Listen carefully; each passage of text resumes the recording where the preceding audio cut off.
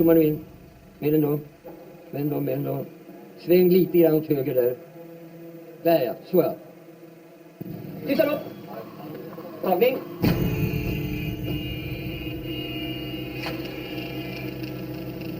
Kamera. Börja.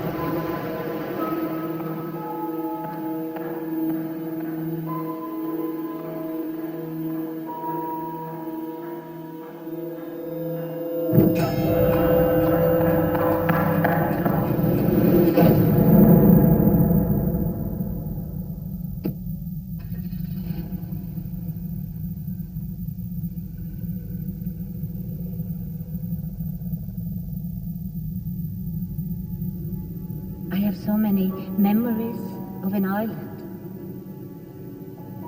Almost 50 years of memories. I acted there, I directed there. My best friendships were grounded there.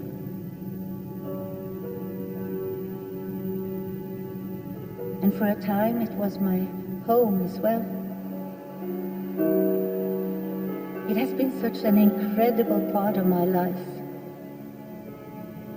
And I met Ingmar there. He changed my life.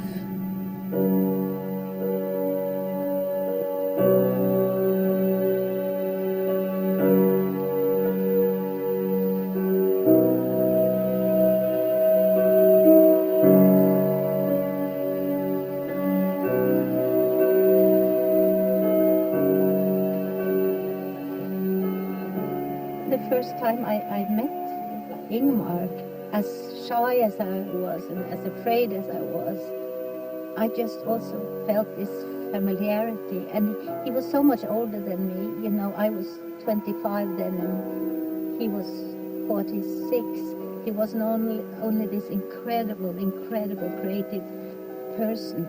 But I remember each morning when he came, I just started to cry because I was so overwhelmed, and suddenly I wasn't overwhelmed anymore. I was so much in love.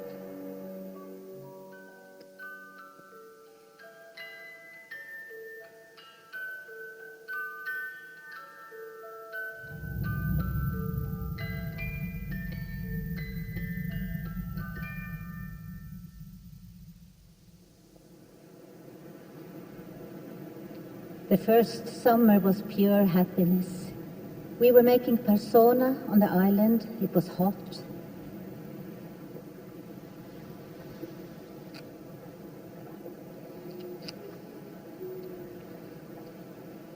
I was experiencing another human being. He was experiencing me. And we didn't need to talk about it.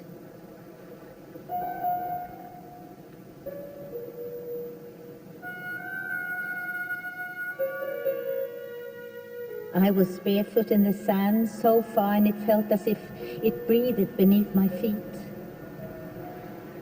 I never wondered what might come of our relationship. It was as if I were living within soft walls of sunlight and desire and happiness. No summer since has ever been like that. Not like that.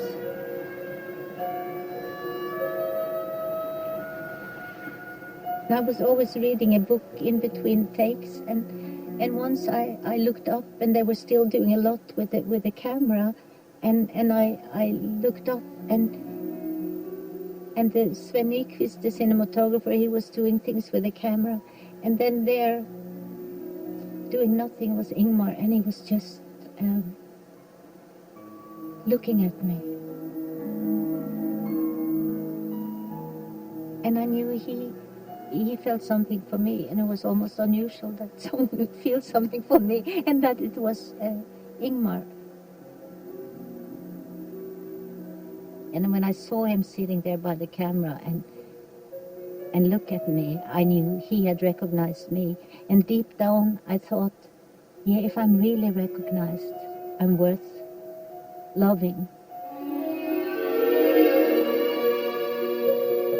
My dear Liv, you are everywhere. In the light against the window, in the bathroom door, on the bed, in the chair. It hurts like hell to see you on the other side of the glass wall. I pray you bond with me. My heart misses you as if I no longer had any skin on my body. That you would embrace me and obtain me in what is you, in your femininity and tenderness. This is a little like hell, almost romantic.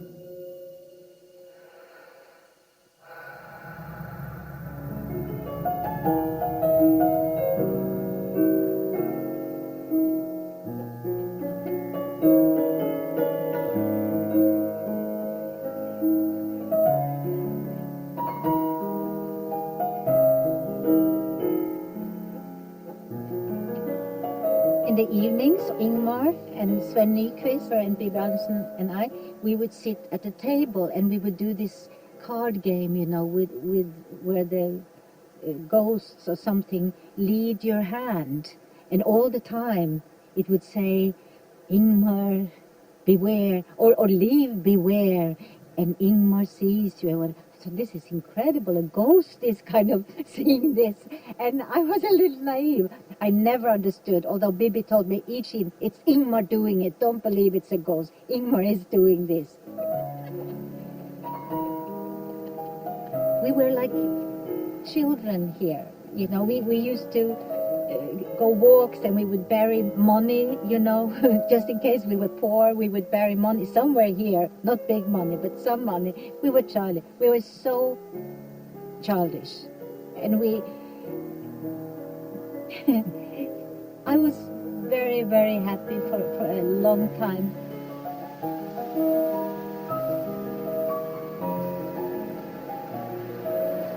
Very much in the beginning, when we understood it's us, I got scared because I was 25, he was 46, 47, and I escaped back to Norway. I didn't want this. This is too heavy. It's not like looking at the man and he sees you and he falls a little in love. This was too heavy. I was really, really scared. But he came and got me. He's crazy. He traveled to Norway and he went to people close to me and he said, she has to be with me. And those people, and strangely very close people, came back with him to my flat and said, yeah, you better go with him. and so I went with him.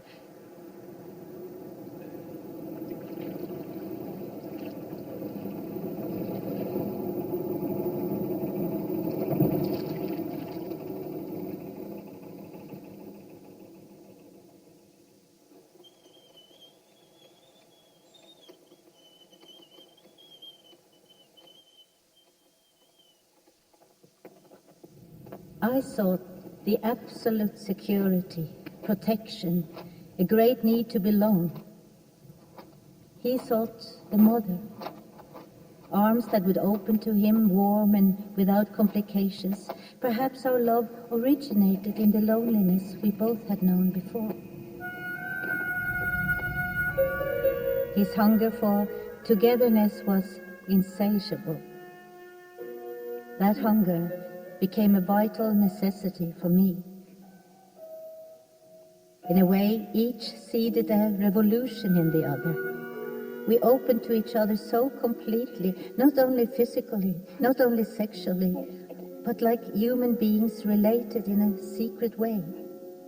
We bound ourselves together. I told my husband immediately what had happened. I can't talk for Ingmar and his wife. I cannot talk because I don't know. I only know what Ingmar told me. I don't know.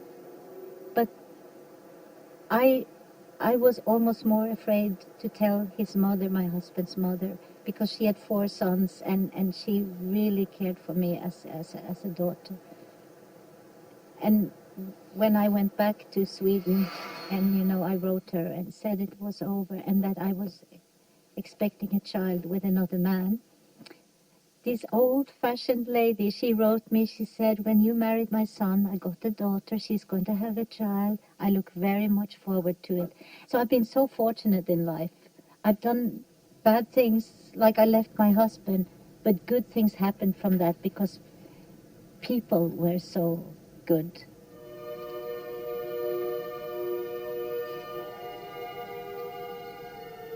Now there's only one demand, and that is to be alive. Dare to give life, dare to receive life, and dare to let it hurt, and dare to let it feel good. To dare, my love.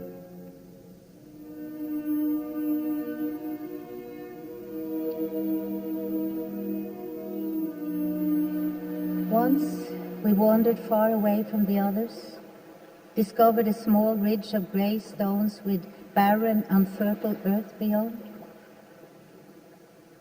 We sat and looked at the sea, which for once lay completely still in the sunlight. He took my hand in his and said, I had a dream last night, that you and I are painfully connected.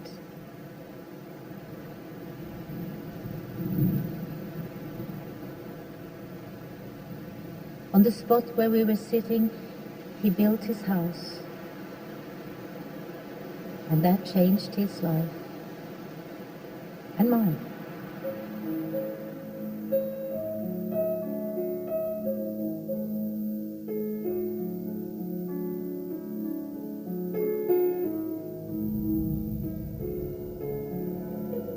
We entered underneath the thin scaffolding into the skeleton of our home. Someone had brought champagne. I broke the bottle. We made speeches and christened the house. We walked on the beach, which was nothing but rocks, and took pictures of each other. I look happy on all of them. But I know what I was thinking. This is a dream. I am taking part in someone else's dream.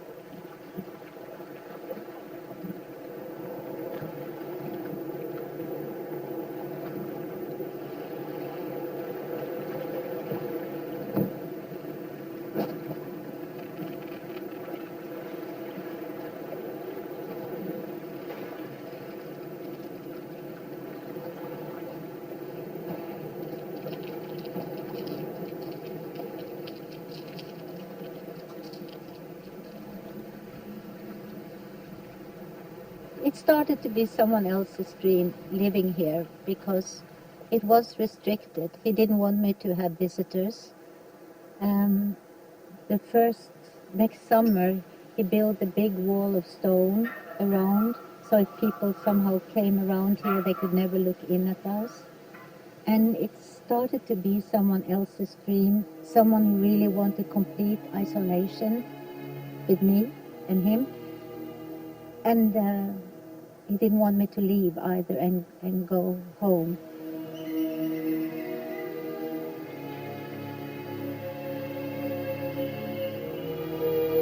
So we made 2 movies when I was living with him. And my one free day was the Wednesdays when I could go to the place where everybody else in the crew was living to wash my hair. And that was my big, wonderful day, you know. I went there and I had whiskey and had fun with the others and laughed and did, you know, what any 28 years old do. And then it was going back, and I had exact time to come back, and he would stand by there were a lot of fences on this road, so the jeep would not go, and he would stand by one of the fences and wait for me and look at the time.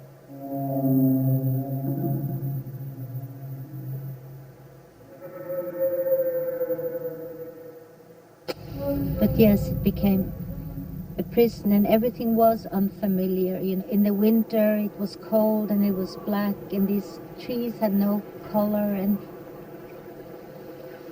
and he sat in his room and he wrote these masterpieces and listened to his music, and I would, you know.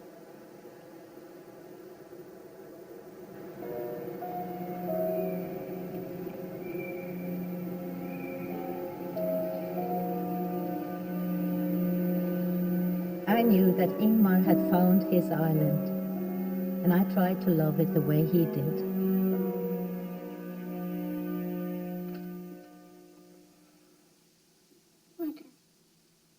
Nej, det är ingenting. Jag bara kommer att tänka på en sak från min barndom. Det var en slags bestraffning, förstår du. De kastade in mig i garderoben och stängde dörren. Och det blev tyst och mörkt. Och jag blev vansinnigt rädd. Och jag dunkade och sparkade. Därför de hade nämligen sagt mig att det bodde en liten människa just i den där garderoben. Och han kunde knaga bort tårna. On the nights when he couldn't sleep, I would lie silent beside him, afraid of what he was thinking. Perhaps that I was not a part of the island, that I disturbed the harmony he tried to create within himself in the nature and the stillness that meant so much to him. My security became living the way he wished, for only then was he secure. I can reach my hands towards you and say, don't be afraid, Liv. I will not do you any harm. I love you. The demons have left me for now, but it was terrible while it lasted.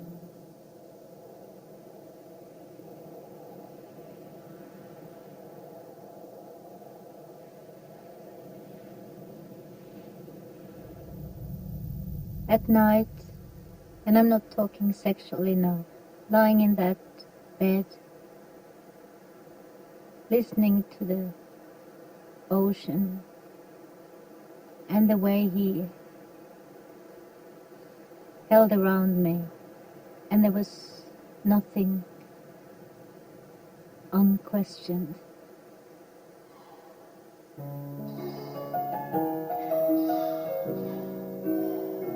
We had a child together.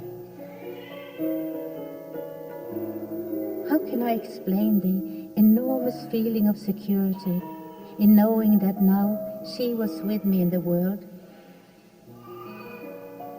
Soon her bed would stand next to mine. We would fall asleep hand in hand. We would listen to music and look at beautiful pictures together. We would discuss everything in life and find the answers in long, confidential conversations. My daughter and I would help each other be real people. I felt even then that it would be only the two of us, that my daughter's father had to live his own life, near us, but never with us.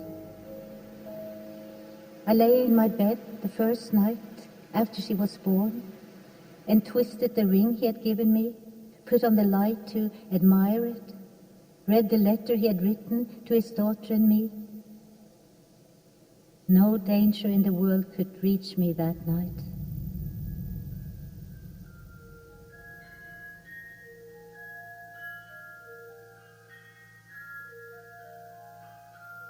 Dreams seldom become reality.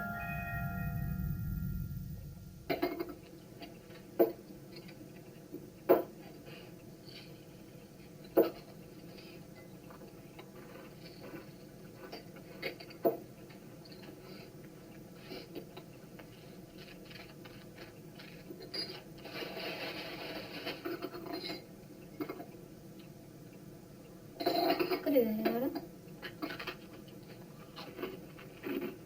Jag ska själv göra. Okej. Fråga vad du ska göra.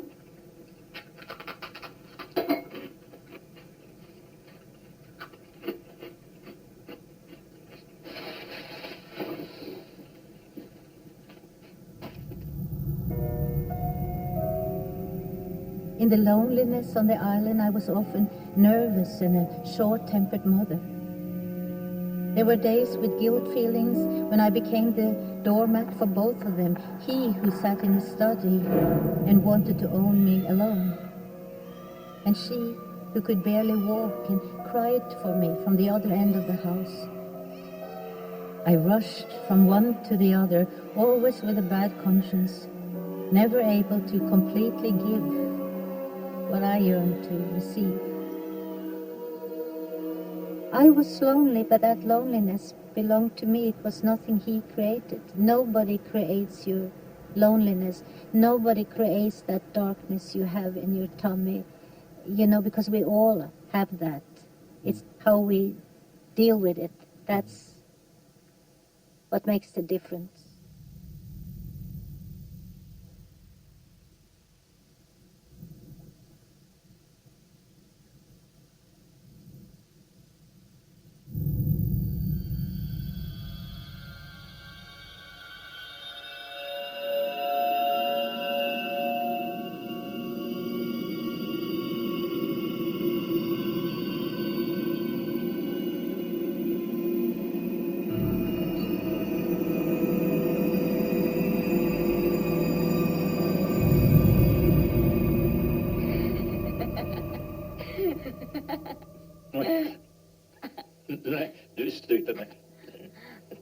My belief is still that there exists an evil which cannot be explained.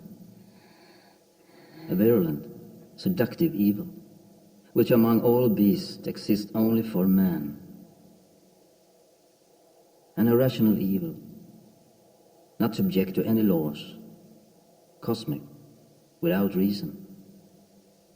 There is nothing man fears more than this incomprehensible, inexplicable evil.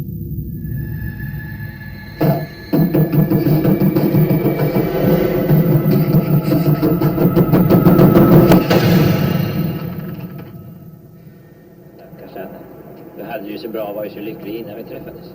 Jag hade alltså någonting. Jag hade ett lyckligt minne av min man och vår kärlek. Och det har du inte nu. Jag trodde på sanningen. Jag levde i sanningen. Du gjorde det.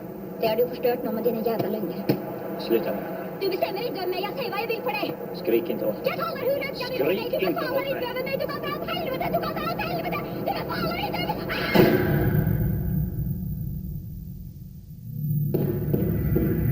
After a short time, I was confronted with his jealousy, violent and without bounds. Now all doors were closed, friends and family, even memories became a threat to our relationship.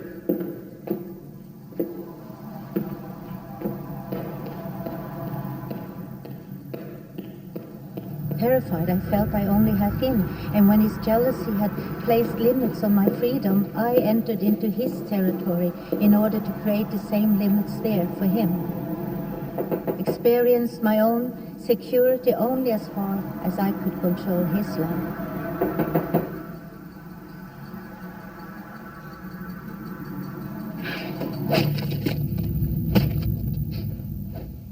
Our needs were impossible to satisfy. That became our hell, our drama. Fortsätt, säger jag! Nej men du är inte riktigt klok!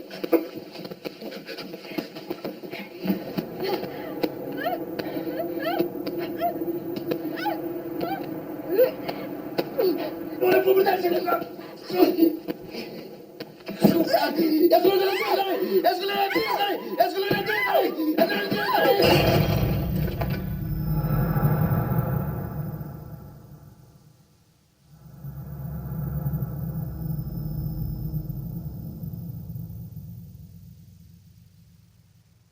I have a lot of anger in me, but I don't always let it out. But I'm so lucky I have a profession where I can really let it out. And of course, in every other movie I did with Ingmar, she is so angry and people are hitting her and doing whatever bad things to her, and she comes right back and she is furious. I got it all out in my movies. Also my enormous anger that I had at times. Ja, så där är du. Vad har du för dig? Jag ber för Johan.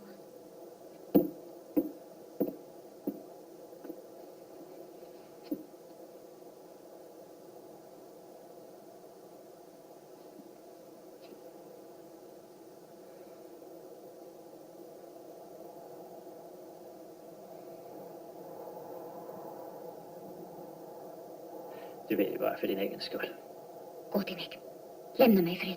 Gå din väg. Jävla usel teater. Jävla teater.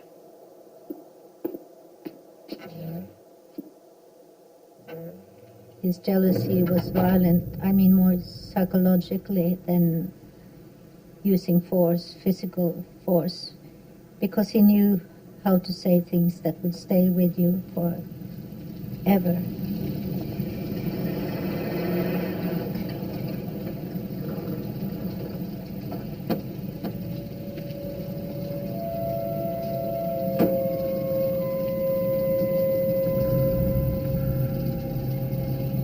I was to stand and watch a fire. And he must have been angry because he said, Liv, go closer. And I went as close as I could. Liv, I told you to go closer. And I went closer. You know, I would almost have gone into the fire because you do what your director says, especially if it's Ingmar Bergman. But afterwards, I knew that anger in his voice was not directing. That anger in the voice was Ingmar to leave.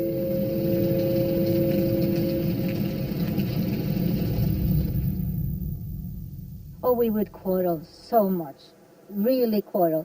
And we would run here. I was first because I was scared of him when he was angry. And he ran after me. And I went into the bathroom and closed the door and thought it would work. And he was so furious and he stood outside and he took his leg and he smashed it through the door. So the feet came and the slipper fell into the bathroom. But that was also so fun. So we became friends on that.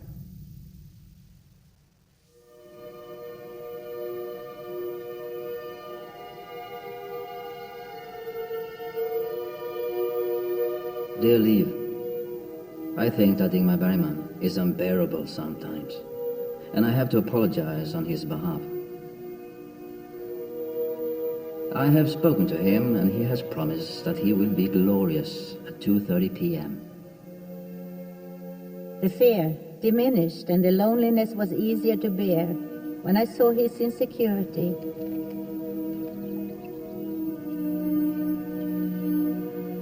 I'd become filled with tenderness and looked beyond his violence and his injustice.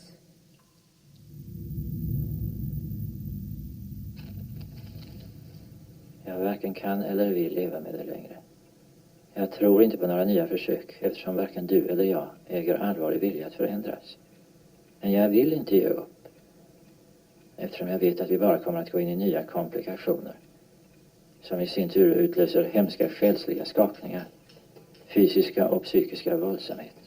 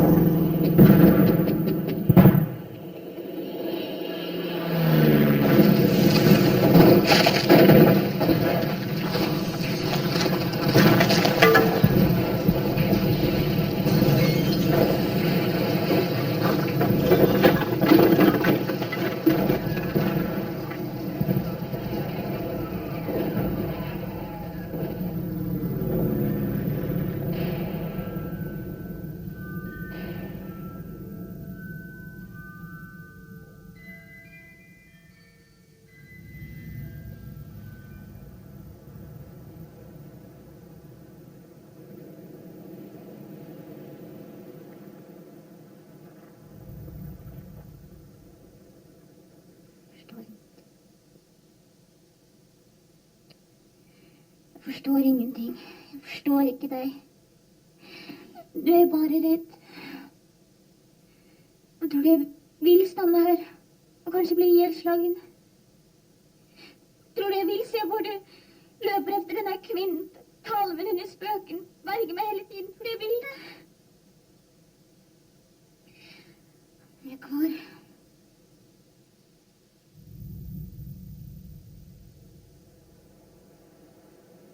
When I cried, stormed against him, when he shut himself in his study, when he left me for a day, while it was all very painful, I knew that it did help me develop. I had always followed others because I was insecure. I was accustomed to reach for the hands of others for help and understanding. But now, when I was more afraid and more alone than ever, I achieved for the first time a sense of security with myself. And I longed for the man who sat writing in his study. I wanted to share with him this new knowledge, but I couldn't. Huh?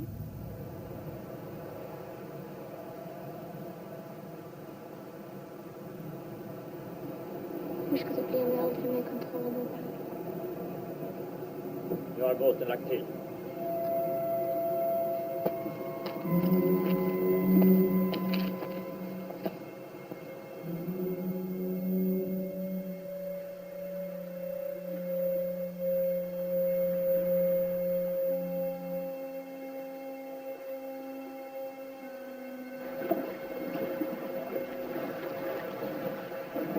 In shame, when we are out in a lifeboat, it was so cold, 30 minus degrees.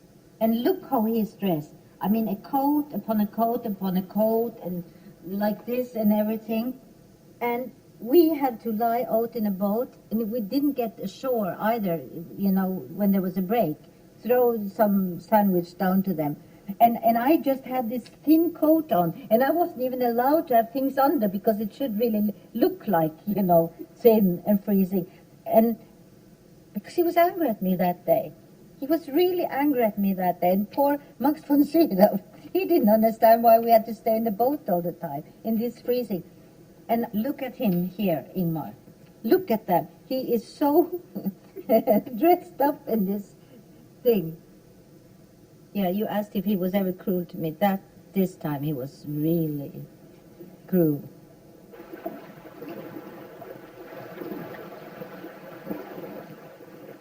I hated him so much, and I was planning, I'm going to leave him, because how can you do like that to your woman? And he probably never knew my anger, because I came up afterwards and he said, oh, beautiful scene, everything is good, and I smiled. And we went back here in the evening, and it was never mentioned.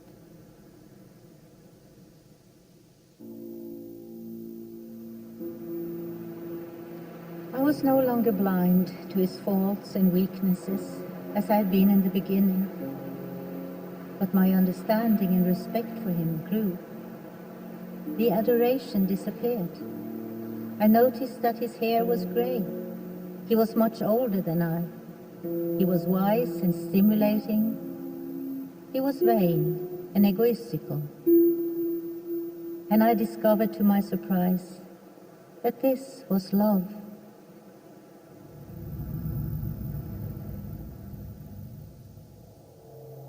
With sadness, I realized that it would soon be over, that I had come to him when he was already on his way somewhere else.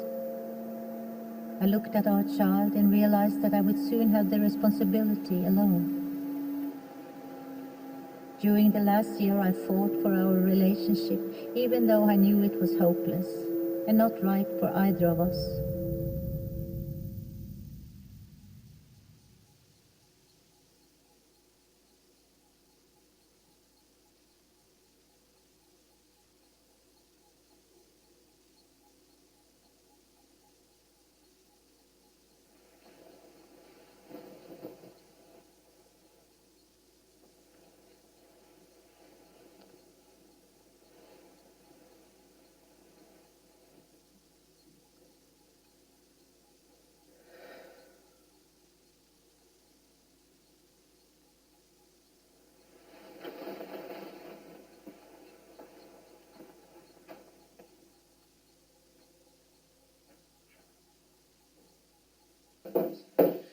Jag måste fara nu om jag ska hinna före morgonkväll till stan. Ja. Hej då Maja, sköt bra om dig va? Hej. Jag kanske är tillbaka om en vecka. Om det vore så väl. Vi skulle börja från början med allt. Vi skulle gräva upp all rutin och slapphet. Vi skulle tala med varandra om allt som har varit. Vi skulle ta reda på vad vi har gjort för fel, Johan. Jag skulle aldrig komma med några anklagelser, jag lovar det.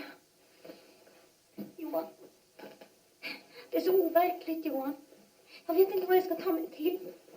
Johan, du lämnar mig utanför. Johan, jag tror vilken lösning som helst skulle vara bättre än det här. Du kommer lova mig att du kommer tillbaka igen. Tar jag från någonting? Va?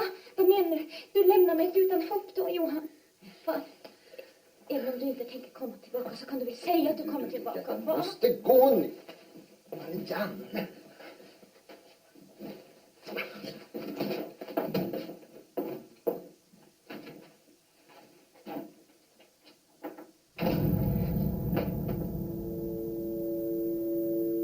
You know, there are pain in the world, big pain, that you and I so far have not felt of hunger and destruction and many things like that. But there is one pain which is enormous too, and that is to be left. That is a very lonely and deep and hurtful pain.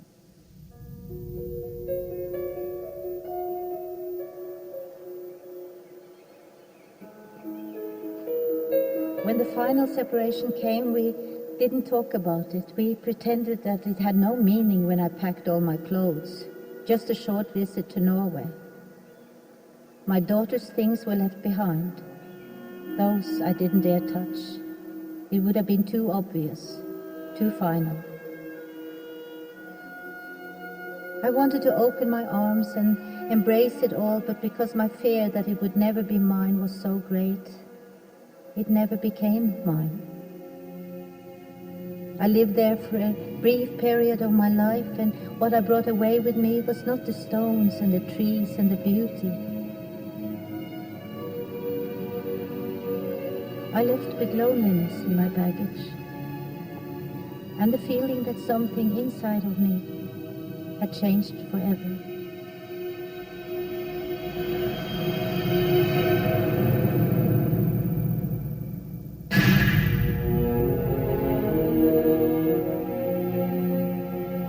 What is there to tell about the actual departure? The publicity around the private grief? The newspapers that pushed into our lives, stomped on what was painful? Magazines with cover pictures from our first time together, smiling in happy faces with black captions. This new life without leave. Read the end of the story. In our misery, we were on an intimate footing with half of Scandinavia. It was terrible, and I cried and cried. And then on the airplane, you know, and a colleague of mine was there, and I wrote letters to him how terrible this was, and he had to help me. And my letters were so bad that later I asked him, what did you do with the letters? I said, in the airplane. He said, I ate them, because I didn't want anyone to see them. So he ate my letters. And then we landed, and then on the airport is a group of people with signs, and I thought, oh, this is a protest for Vietnam or something, and do I need that also when I have such sorrow? No, it wasn't that. It was my girlfriend, my colleagues, Harriet Andersson, Gunnel Lindblom, Bibi Andersson, you know, everybody I'd worked with in this time in Sweden. And I wasn't even Swedish, I was Norwegian, but there they were on the airport, and with the signs that said, welcome home, Liv, you are our Swede, we love you, Liv. And then we all went home to Bibi Andersson, and we were all lying on the floor, drinking red wine, talking about love that was lost and what we had experienced. It was such a beautiful, beautiful evening. and night. Now this is one of the good memories I have of Ingmar, although this was when he was gone. And then I went to Norway and continued acting in the theater, and that's when Ingmar came back. But I had been on the floor with these women and talked about, love, and so there was no way back for me.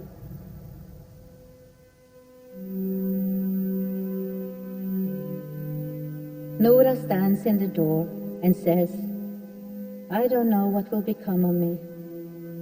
I don't know where I'm going. I only know that I can no longer bother about what others say. I must find my own way."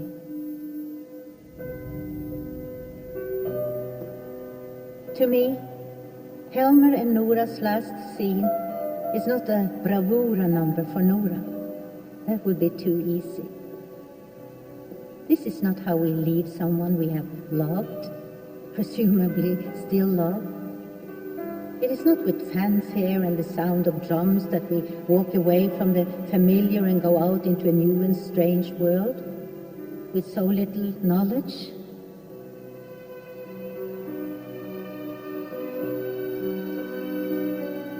It is a little girl who slams the door behind her. A little girl in the process of growing up. On stage, what I'm acting is reality for me, in the same way that my reality is acting, each a part of the whole.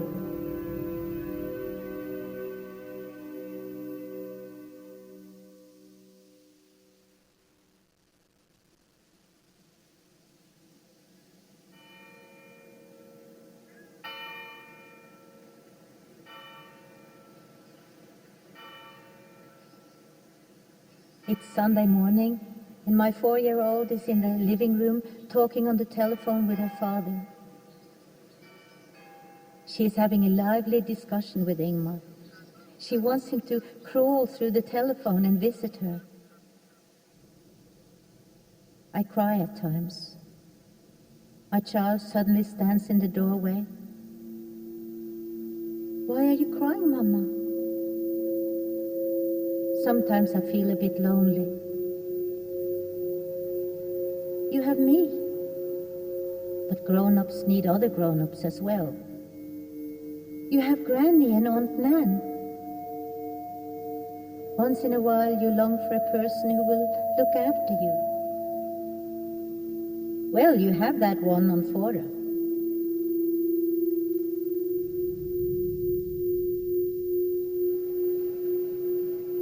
Liv, now I can see that this separation was absolutely necessary. Otherwise, we would have most definitely set each other on fire. And we could have still managed to have some sort of life together. By the way, I am in constant physical and emotional pain. You see, I love you so much, my little beloved friend.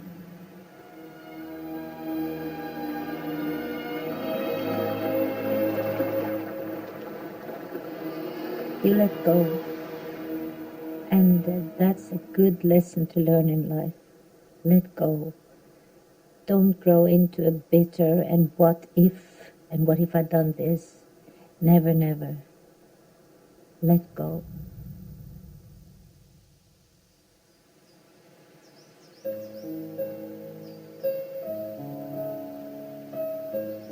Ingmar was no longer in my life as before. That was a fact, and nothing could alter it. But I still had myself, contact with my own being, everything in me that I wanted to take forward.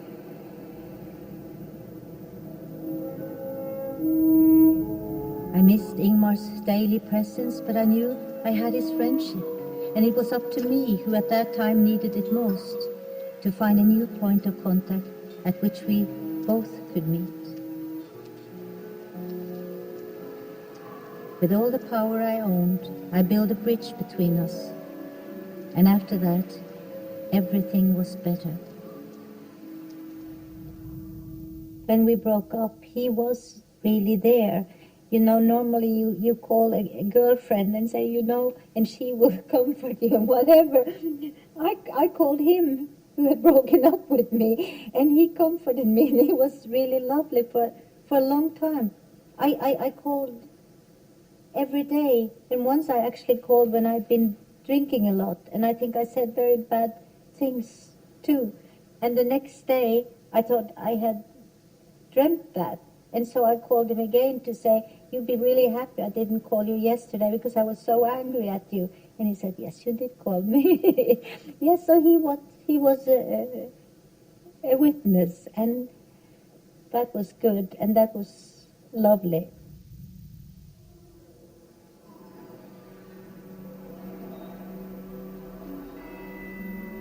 The first night of Britannicus.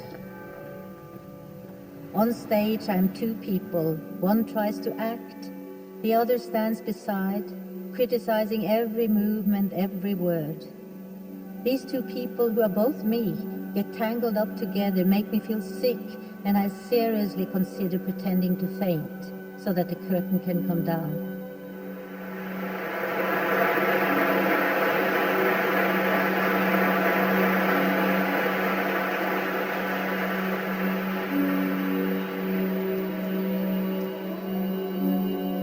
In the night, my agent phones and tells me I can become an international star, but not if I intend to sit in Oslo. A decision slowly forms in the dark. I feel that change is in the offing.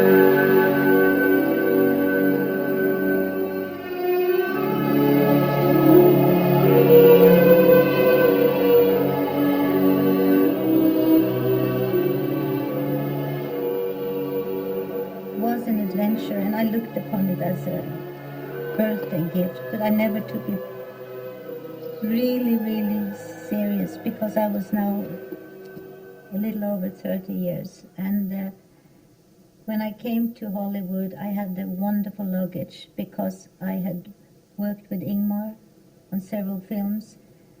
I was nominated for an Oscar for The Emigrants, Jan Troell's film. And everybody wanted to work with me, and my agent, who was really very happy, said yes to everything. And so within 1 year, I did 4 Hollywood movies. And they thought, you know, this is the new Greta Garbo.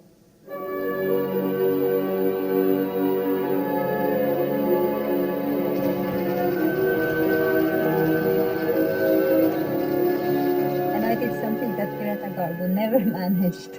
I closed down 2 studios. Sometimes fantasies are more fun, aren't they? You meet a better class of people in your dreams. Sometimes you do in your dreams and in real life, but you have to deal with that. That's true. Well, you are not a disappointment, I can Isn't say that nice? Yes. Are you flirting with me? Yes. In front of all these people, you know, I'm really getting a little... Ingmar loved it. He loved it. Calling him, you know, and telling him, he just loved it. I mean, even the fiascos, she's having fun, this is great. And he never put a question mark on me doing that. Never a question mark on me going to Broadway. As a matter of fact, he even traveled to New York when I did my first one, The Doll's House. And he came to New York in the afternoon. The next day he saw the matinee, and the next day he went back to Sweden. I was so moved by that because it was so unlike him. And why did he come? I still don't understand. Why did he come for 1.5 days when he hated to be in planes and travel and everything?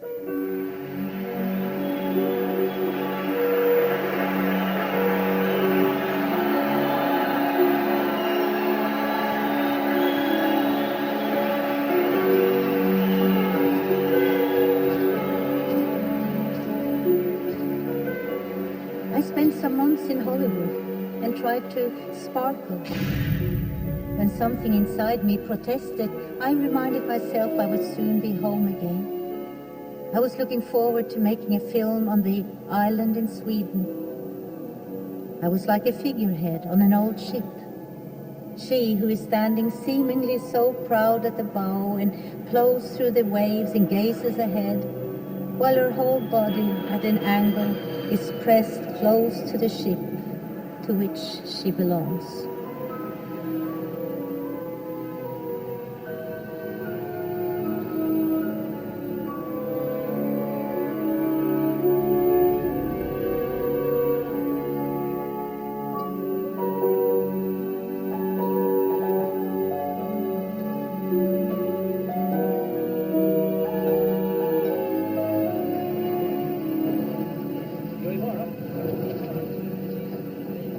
Tried to recall who I had been when I came to the island 5 years before.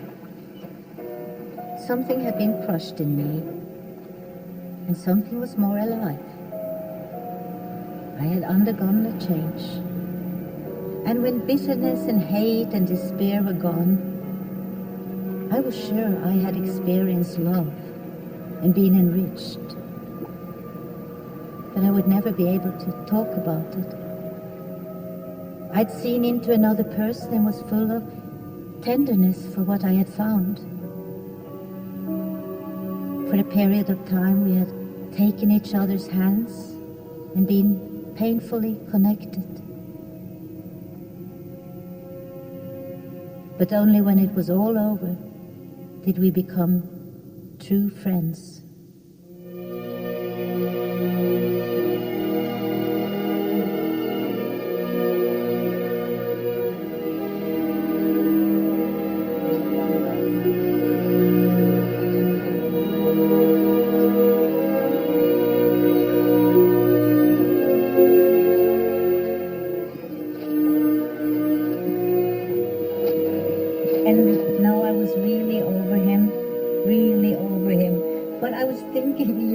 With my good girlfriends who were in the movie, and Harriet Anderson.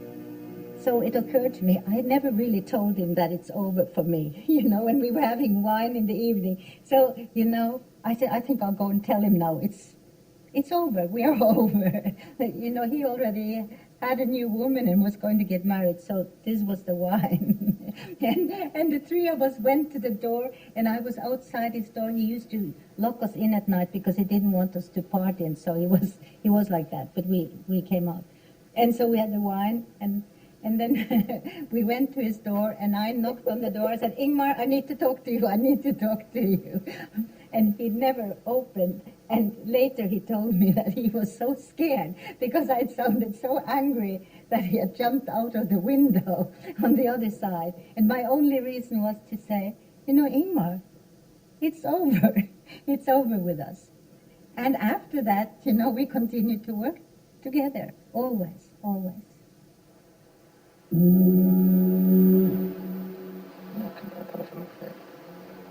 Jag tycker att jag älskar dig på min fullkomliga och ganska själviska sätt. Och ibland tror jag att du älskar mig på ditt beskäftiga och jävligt brokiga sätt. Jag tror helt enkelt att vi älskar varandra. Ja, på ett jordiskt och ofullkomligt sätt. Men vi har sådana pretensioner. Ja, det var. Sen är vi all enkelhet. Mitt i natten. I ett mörkt hus någonstans i världen. Då sitter jag faktiskt och håller om dig. Mm. Och du sitter faktiskt i min famn. Mm. Jag kan inte påstå att jag känner någon vidare inlevelse eller medmänsklighet. Det gör du. Jag har antagligen inte fantasi för sånt. Nej, du är så fantastisk. Min kärlek ser ut i vad som helst. Jag kan inte beskriva den, och den känns nästan aldrig till vardags. Du tror verkligen att jag älskar dig också? Ja, det tror jag faktiskt. Vi ska inte tjata om saken för att dunsta kärleken av.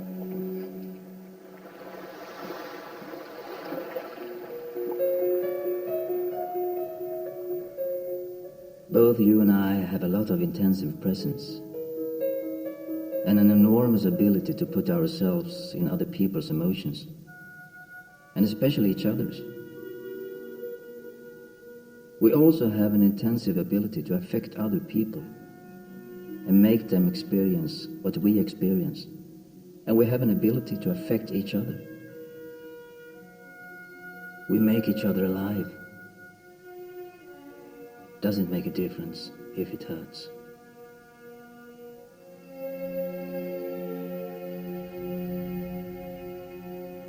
I've been traveling the world and I've done a lot. I've done a lot really without Ingmar.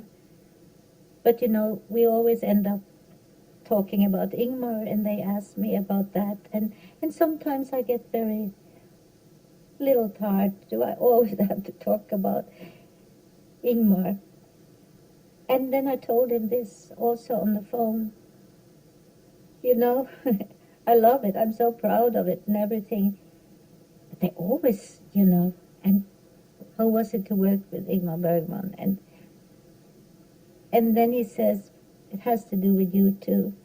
Because don't you know, Liv, you are my Stradivarius. And I think that's the best compliment I ever got.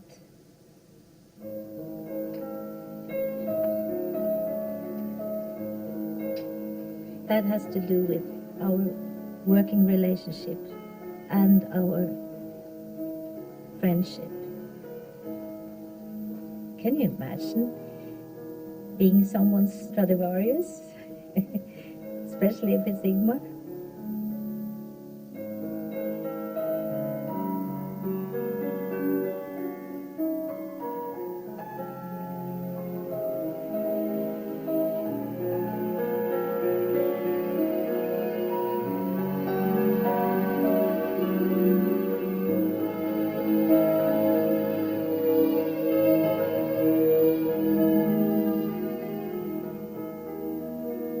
I remember, so many years after, when I was going to do private confessions, direct the movie, and this was just after his wife died.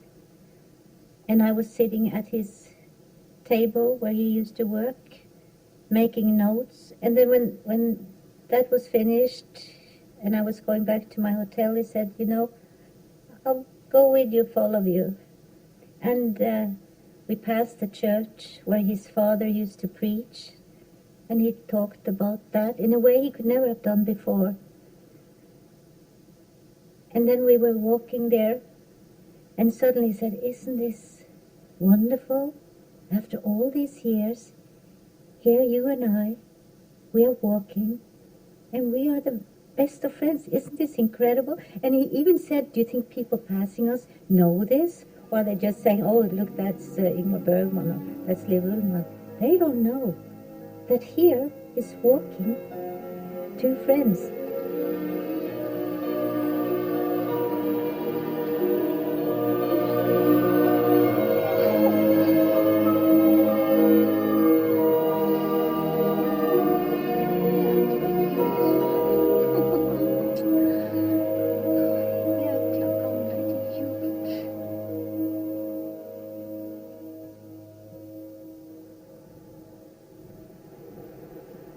Once, when I had been to Norway on a visit, Ingmar fetched me at the airport. Mamma died today, he said when we were in the car. She had had her third heart attack. The hospital wanted to call him, but she told them, he's so busy, leave him alone. When a nurse finally called, it was too late. She was dead when he reached her bedside. Now I have no one, he cried, and he was completely defenseless. I knew that I could never leave him. And in a way, I never have.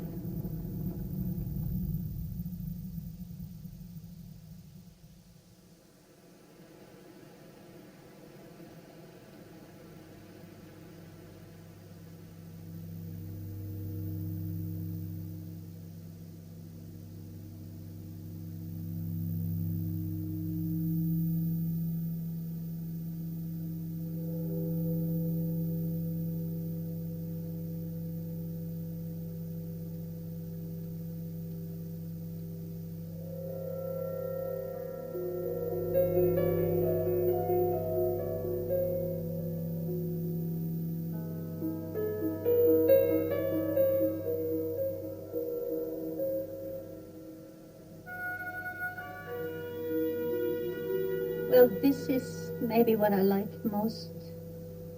It's our diary. We didn't do it every day and all the time, but we did it very much.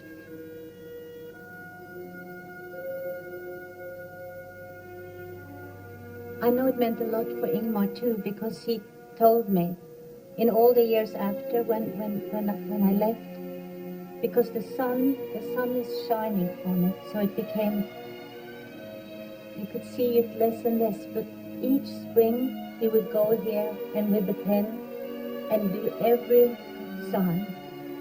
And now he's gone, and now you can already see that the sun is taking it more and more away, and in a few years it will be gone. Like he is, and like I will too.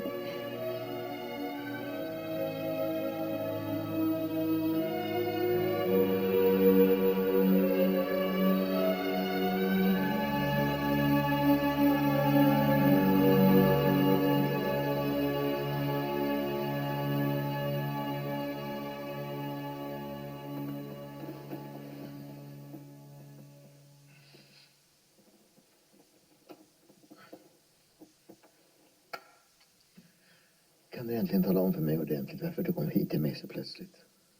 Jag tyckte att du ropade på mig. Jag har aldrig ropat på en enda människa. Jag fick för mig att du ropade. Vad konstigt, det förstår jag inte. Nej, jag förstår det att du inte förstår. Hur länge tänker du stanna? Jag har ett mål i rätten den 27 November? oktober.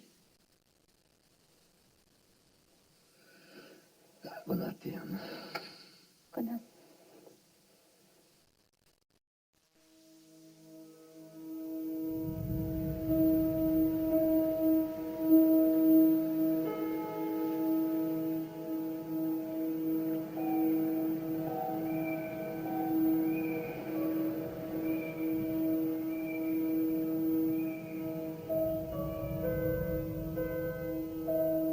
I was in Norway, yes, on the coast, and I woke up that morning and I knew something was happening with Ingmar, which was different and which maybe was absolute in his time here on the earth.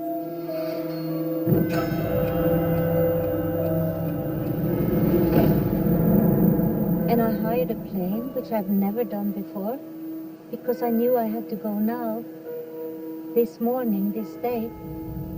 And I flew to Gotland, and I took the ferry boat, and I came here in the afternoon, and he was here.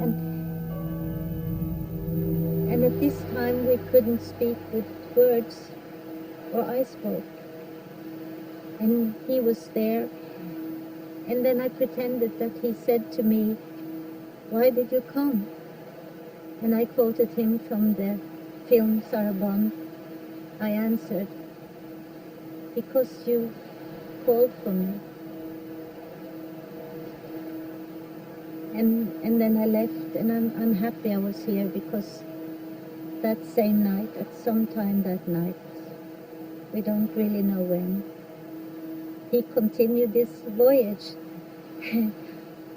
but now in the universe somewhere, you know.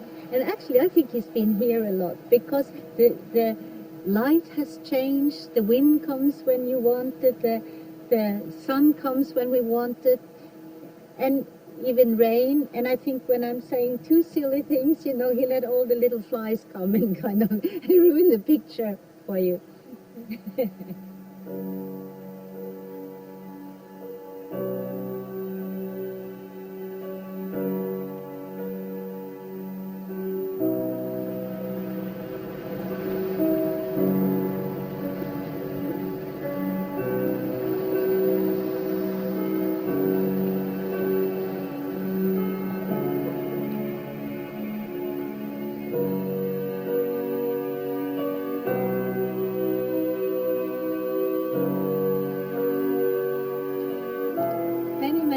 ago, I wrote him a little note. And today I found out that he had kept it in his teddy bear.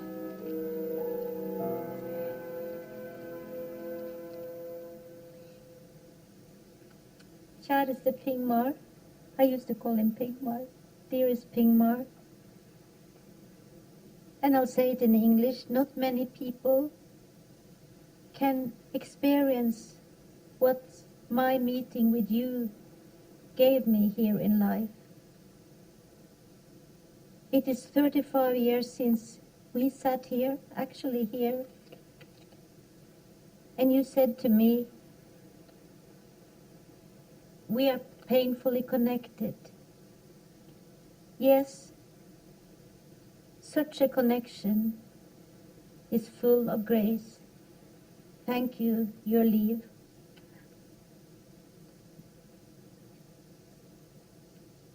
I am so enormously fond of you. And then a little heart.